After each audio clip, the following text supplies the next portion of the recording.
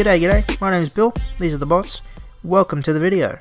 Today we're going to be taking a look at the Transformers Studio Series 86 Leader Class Megatron. Now this figure has been a bit of a big deal considering all the controversy he has caused online. Controversy caused by the fact this figure here is based off of Megatron's appearance in the Transformers the movie, in which Megatron transformed into a Walther P-38 pistol. This figure here transforms into a tank, and with the line being called Studio Series, which sole purpose being to give us accurate versions of the characters from the movies, and Megatron having never turned into a tank in the movie, you can see the potential problem for some people. Although personally I don't care, as this figure looks absolutely amazing. Paints and plastics on this guy are brilliant, with the grey, black, and more grey. Oh, and a little bit of colour on the arms and chest piece. But hey, it's Megatron, he's supposed to look like that, just like in the movie. With the plastics feeling very solid and dense, much like a lot of Studio Series 86 figures. Coming down to the shins we can see, well, the shins, which are painted in a dark bluish grey. Now I can confirm they are not completely blue. I'm sure they are a bit blue, but nothing like what some of the early photos would have us believe. But it really just comes down to your lighting. The sculpting on this guy is amazing, with all the intricate robo detailing and all the greeblies, but none on the chest piece, which is what you want and allows the Deceptor badge in the center to absolutely shine. He has his iconic hip skirt pieces, which do stick out a bit, but if you don't like them, they just fold away nice and easy. He also has some gap fillers in the arms and thighs, which is something you never see on a mainline figure. The tolerances and joints on this guy are pretty much perfect, but my copy has a problem with his shins. When I go to move the feet, the whole shin unplugs, but it's only on the right shin, as the left one is completely fine. Which is a bit disappointing, but I'm sure it's just my copy. The head sculpt on this figure is amazing and captures Megatron from the 86 movie brilliantly. With the scowling face and the evil red eyes, it just oozes 80s bad guy. Now for his posing, which is pretty dang good with forward and backward butterfly joints, some super articulated feet, and some articulated hands, all of which allow you to get him in some pretty cool poses. He also has next to no kibble, which makes his posing even smoother. And yes, you can pose him on his throne. Speaking of kibble, there is almost no sign on this figure that he even transforms, which is quite a feat of engineering, that this guy turns into a tank, with the only hint being at the back of the legs, which are built from tank treads, which is really impressive. I mean, even the Devastation design had the tank treads on the back. For accessories, SS86 Megatron comes packed with quite a few in an attempt to fill out the cavernous space left in his box. Starting with his iconic fusion cannon, which is spectacularly sculpted and even keeps the red dot of the original design's pistol scope. Although it is a little bit small in comparison to the rest of the guy, and also it looks as if it can slide down to look a bit more proportional to the figure, but no, it just stays there. He also comes with what was on the original, the gun barrel, but here it is the tank barrel. And it's fine, it does what it needs to do. It's cast in the same grey as the rest of the figure, and can plug onto the back to complete the Megatron silhouette. Speaking of the gun mode, here it is. Well, a small shrunk down version of it that can be placed in the hands of other figures to recreate how in the movie Megatron would shrink down when in gun mode, so it could be wielded by Starscream? There's a lot of faith in a not so faithful guy, Megatron. But it's not the first time this idea has been done, in fact far from it. The Masterpiece attempt, or more recently with the retro reissue Seekers, who all came with one. But unlike that one, this Megatron is technically only half the gun, as it's missing the stock, as with it, it wouldn't be able to plug into everyone's hand. But it is nicely painted, with a tiny little Decepticon symbol in the middle, and it can plug into everyone's hand or onto Megatron's back, which doesn't really make sense. How is he carrying himself? But next is our final accessory. The lightsaber? So basically in the 86 movie, when Optimus and Megatron fought each other, Megatron pulls out a lightsaber for a minute out of nowhere, which is never seen again. But this sword is all one piece, and is painted really well, with 2 shades of purple on the hilt and the blade. It very nicely plugs into his hand thanks to the opening fingers. You can wield it well, you can pose him with it to recreate the movie, and it can also plug onto his back. Besides comparisons, here is SS86 Megatron with SS86 Starscream, SS86 Scrapper, his wave mate SS86 Grimlock, and SS86 Optimus Prime. Now these two look amazing together, they look as if they just walked off the screen. But whilst you may not be able to see much of a difference, you can definitely feel it, with Prime being a lot more dense because he is a commander class. But other than that, these two go great together. For more comparisons, here is SS86 Megatron with some more tank Megatrons, most notably the Combiner Wars version and the Siege version. Well, the minor version anyway, my Netflix version has yellowed horribly. And getting out of the way, yes, these two are both leaders, but while we may have lost the leader size over the years, the engineering over the last decade has come so far, and this SS86 version absolutely blows the old Combiner Wars one out of the water. He poses better, and dare I say, he looks better. Now with the Siege version, which has been the mainline Megatron for the last 6 years, has had about 12 releases since 2019. Now putting this next to the 86 Megatron, it's certainly no contest, with the very wide and stocky torso, and the hollow legs and arms, and limited posability.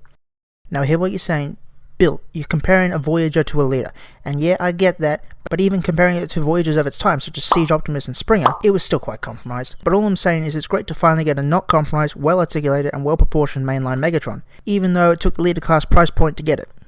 In terms of engineering, for everyone complaining that he isn't a gun, the robot mode is perfect for G1 Megatron, but you have to admit that it's pretty impressive that he looks as accurate as he does and turns into something that is completely different from the original model he's based on.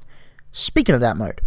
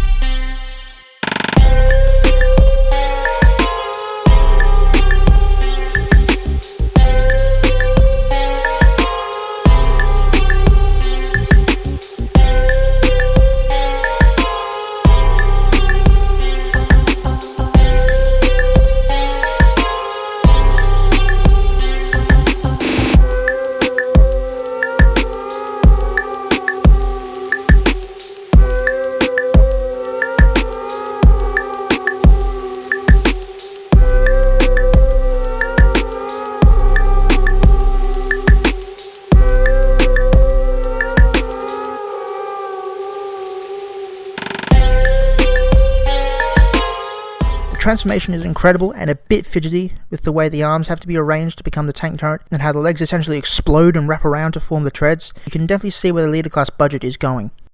The grey looks really good in this mode and the treads are amazing, with the riveting detail and the dark grey treads looking very much like a real Earth tank. It's pretty impressive for what is essentially an afterthought of an alt mode. But the back of the tank is a different story, with the shins being a different colour to the rest of the tank and the feet hanging out behind the tank. It's looking all messy. You can swivel the turret, although it doesn't look the best as of where it connects, and unfortunately there is no up or down at the barrel because of how the fusion cannon connects to the arms, but it can roll, as all rolling things should. For weapon storage, obviously the fusion cannon and the back barrel combine to form the tank barrel. The sword can plug onto the side of the treads or on top of the turret if you want. The same can be said for the Megatron gun, which can also plug onto the same spots.